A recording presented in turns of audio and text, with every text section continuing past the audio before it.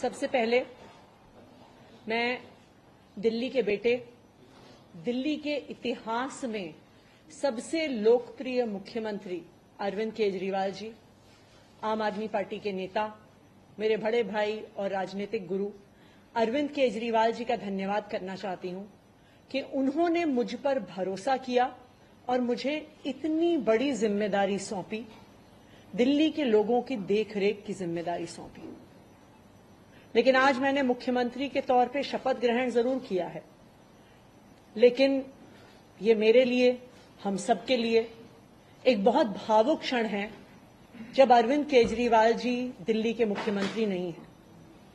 अरविंद केजरीवाल जी वो व्यक्ति हैं जिन्होंने पिछले 10 सालों में दिल्ली की तस्वीर को बदल डाला, जिन्होंने पिछले 10 सालों में दिल्ली की आम लोगों की जिंदगी को बदल डाला। अरविंद केजरीवाल जी वो व्यक्ति हैं जिन्होंने दिल्ली में रहने वाले एक आम इंसान का, एक गरीब इंसान का दर्द समझा, उनके रोज रोज का संघर्ष समझा। उन्होंने समझा कि एक आम परिवार के लिए किस तरह से अपना घर चलाना मुश्किल होता है। अरविंद केजरीवाल जी वो व्यक्ति हैं जिन्होंने दिल्ली वालों को फ्री बिजली दी, 24 घंटे बिजली दी। अरविंद केजरीवाल जी वो व्यक्ति हैं जिन्होंने दिल्ली के सरकारी स्कूलों में पढ़ने वाले बच्चों का भविष्य बदल डाला, उनको जिंदगी में एक नया अवसर, आगे बढ़ने का अवसर दिया। अरविंद केजरीवाल जी वो व्यक्ति हैं जिन्होंने दिल्ली की महिलाओं को शिक्षा में, रोजगार में आगे बढ़ने का मौका दिया, फ्री बस यात्रा देके।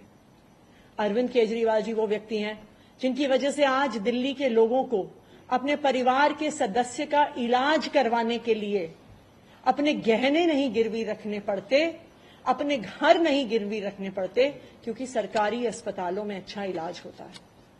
तो जब अरविंद केजरीवाल जी दिल्ली के मुख्यमंत्री नहीं रहते तो ये हम सब के लिए एक बहुत मुश्किल और एक भावुक घड़ी।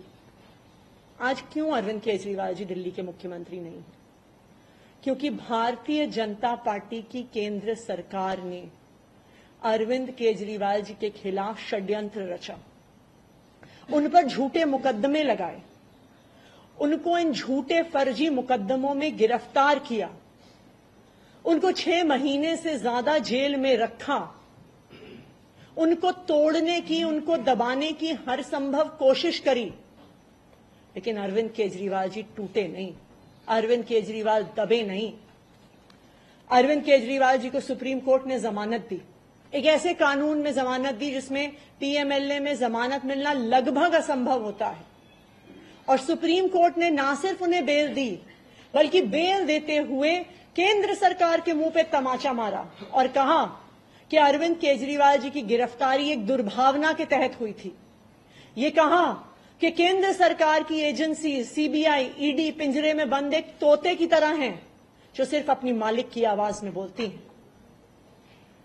हो सकता है कि कोई और नेता होता तो उनके लिए अदालत का यह फैसला काफी था और वो तुरंत जाके मुख्यमंत्री की कुर्सी पर बैठ जाते। लेकिन अरविंद केजरीवाल जी ने इस देश की राजनीति में एक ईमानदारी और नैतिकता की मिसाल कायम करते हुए मुख्यमंत्री की कुर्सी से इस्तीफा दे दिया। उन्होंने कहा कि मेरे लिए सिर्फ अदालत का फैसला काफी नहीं है, मैं जनता की अदालत में जाऊंगा, और जब तक दिल्ली की जनता मुझे नहीं कहती कि मैं ईमानदार हूं, तब तक मैं मुख्यमंत्री की कुर्सी पर नहीं बैठूंगा। मुझे नहीं लगता कि इस देश के इतिहास में या शायद इस दुनिया के इतिहास में ऐसा कोई नेता रहा होगा, ऐसी ईमानदारी और नैतिकता की मिसाल रही होगी जो आज अरविंद केजरीवाल ने देश और दुनिया के सामने रखी है। अब हम सभी दिल्ली वालों को मिलकर एक ही काम करना है, अरविंद केजरीवाल जी को फिर से फरवरी में होने वाले चुनाव में दिल्ली का मुख्यमंत्री बनाना है। अगर दिल्ली के लोग अरविंद केजरीवाल जी को दिल्ली का मुख्यमंत्री नहीं बनाते तो जो फ्री बिजली आज दिल्ली वालों को मिल रही है, भारतीय जनता पार्टी अपना षड्यंत्र रच के उसको खत्म कर देगी। जो सरकारी स्कूल अरविंद केजरीवाल जी ने सुधारे हैं वो फिर से बदहाल हो जाएंगे, मोहल्ला क्लिनिक बंद हो जाएंगे, अस्पतालों में इलाज बंद हो जाएगा, महिलाओं की फ्री बस यात्रा बंद हो जाएगी।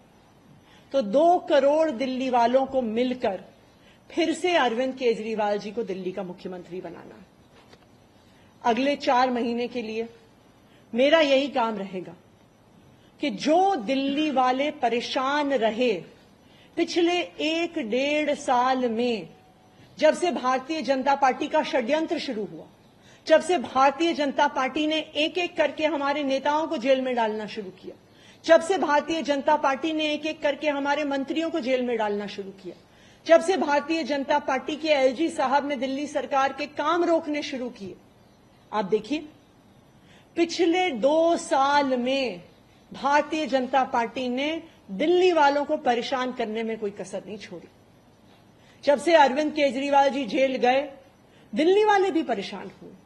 भारतीय जनता पार्टी ने दिल्ली वालों के पानी के बिल हम ठीक करना चाहते थे, उन्होंने उस काम को रोक दिया।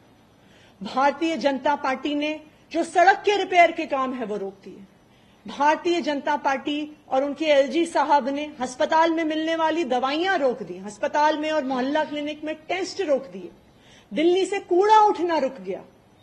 लेकिन मैं आज आपको आश्वासन दे रही हूं कि अब अरविंद केजरीवाल जी जेल से बाहर आ गए हैं और उनके मार्गदर्शन में दिल्ली में कूड़ा भी उठेगा, सड़कें भी ठीक होंगी, पानी के बिल भी ठीक होंगे, दिल्ली में जो सीवर की समस्या है वो भी ठीक होगी, जो दवाइयां नहीं मिल रही हैं उसको भी हम ठीक करेंगे।